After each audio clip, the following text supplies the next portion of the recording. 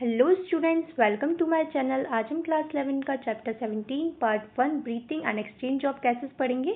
इस वीडियो में हम NCERT line by line explain करने वाले हैं, so don't skip this video. और अगर आप मेरे चैनल पर नए हैं तो don't forget to subscribe this channel, जिससे आपको नोटिफिकेशन मिलती रहे और आप हमारी किसी भी वीडियो को मिस ना करें।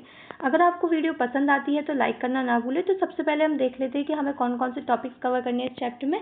तो सबसे पहला टॉपिक है आपका रेस्पिरेटरी ऑर्गन, देन सेकंड है मैकेनिज्म ऑफ ब्रीथिंग, थर्ड है आपका एक्सचेंज ऑफ गैसेस, फोर्थ है आपका ट्रांसपोर्ट ऑफ गैसेस, फिफ्थ है आपका regulation of respiration and sixth है आपका डिसऑर्डर्स ऑफ रेस्पिरेटरी सिस्टम। तो हम अपने चैप्टर को स्टार्ट करते हैं इंट्रोडक्शन वाले पार्ट से। तो चलिए चैप्टर को स्टार्ट करते हैं।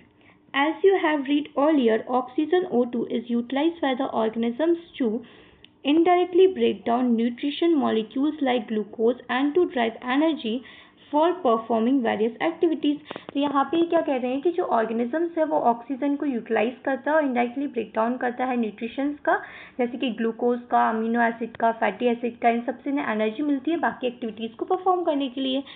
Carbon dioxide CO2 which is harmful is also released during the above catabolic reaction। तो जो आपकी कार्बन डाइऑक्साइड है वो बहुत ही हार्मफुल होती है और वो रिलीज होती है कैटाबॉलिक रिएक्शन के टाइम पे। कैटाबॉलिक रिएक्शन का मतलब है किसी भी बड़े मॉलिक्यूल को छोटे मॉलिक्यूल्स में तोड़ना। It is therefore evident that O2 has to be continuously provided to the cell and CO2 produced why the cell have to be released out। तो यहाँ पे क्या कह रहे हैं कि ऑक्सीजन को कंटिन्यूसली सेल तक पहुँचाना और सेल से जो CO2 बन रही है उसे बॉडी से बाहर निकालना।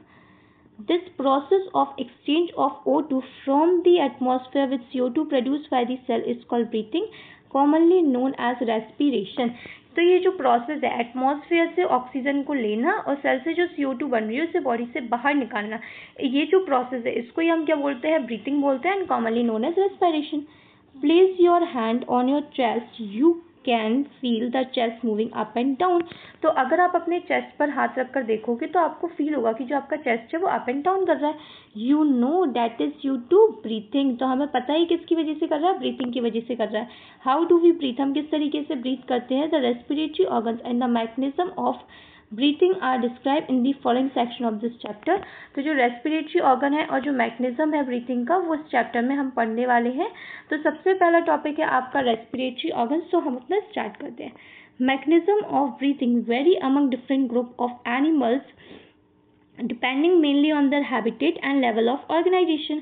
तो जो मैकेनिज्म है ब्रीथिंग का वो अलग अलग तरीके के एनिमल्स में अलग अलग तरीके का होता है। वो डिपेंड करता है उनके हैबिटेट पर और level of organisation. The habitat का मतलब है कि वो ऑर्गेनिज्म कहाँ पर रह रहा है, और लेवल ऑफ ऑर्गेनाइजेशन का मतलब है कि वो सेल से बना है, टिश्यू से बना है, ऑर्गन से बना है कि ऑर्गन सिस्टम से बना है।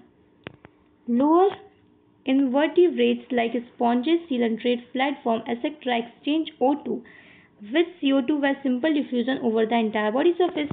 तो जो आपके लोअर इन्वर्टिब्रेट्स है जैसे कि स्पॉन्जेस, सीलेंट्रेट, फ्लैटफॉर्म, ये एक्सचेंज करते हैं O2 को CO2 के साथ किसकी हेल्प से, सिंपल डिफ्यूजन की हेल्प से अपनी पूरी एंटायर बॉडी सरफेस में। Earthworm use their moist cuticle and insect have a network of tube, tracheal tube to transport atmospheric air within the body। तो जो अर्थवर्म है उनके पास क्या है, मॉइस्ट क्यूटिकल है, और इंसेक्ट के पास नेटवर्क ऑफ ट्यूब है जिसे हम ट्रैकियल ट्यूब बोलते हैं। वो ट्रांसपोर्ट करते हैं अपनी एटमॉस्फेरिक एयर को अपनी बॉडी में इन सब की हेल्प से। Special vascularized structure called gills are used by most of the aquatic arthropoda and mollusca.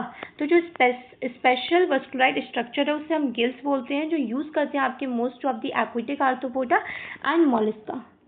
Where vascularized pack called lungs are used by the terrestrial form for the exchange of gases.